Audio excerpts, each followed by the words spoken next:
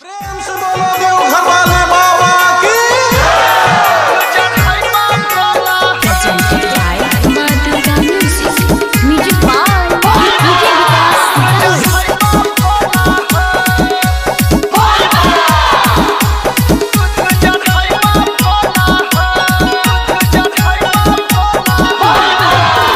चढ़ते सावन देवघर अइबा भोला हो।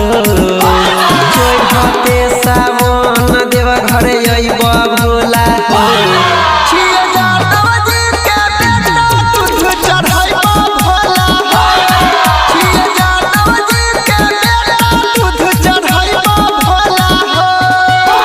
चढ़ते सावन देवघर अइबा भोला हो।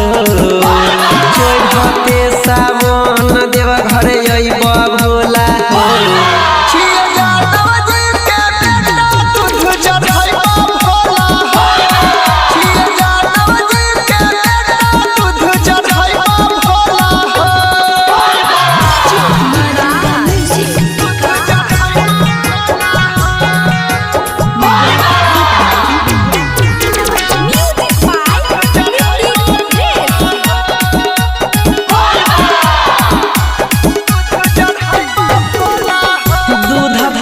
बाबा तो रही खूबे मस्त हो।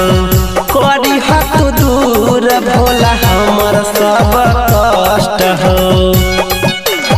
ओ भोला दूध पी के बाबा तो रही खूबे मस्त हो। करी हत दूर बाबा हमर सब कष्ट हो। तोरे नाम के नारा हमें लगैब भोला हो।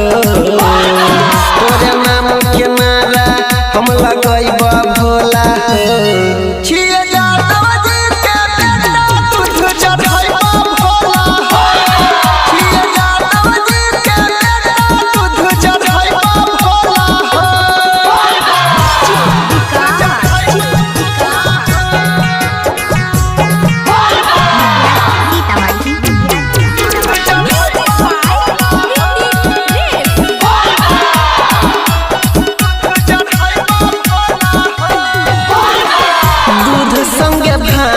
घर के पीहा भैर मान हो।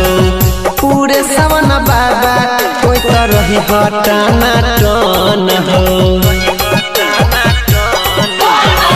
दूध संग भांग घर के पीहा भैर मान हो।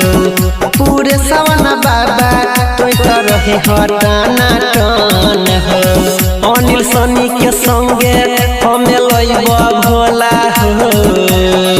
अनिल सनी के संगे हमें लइबा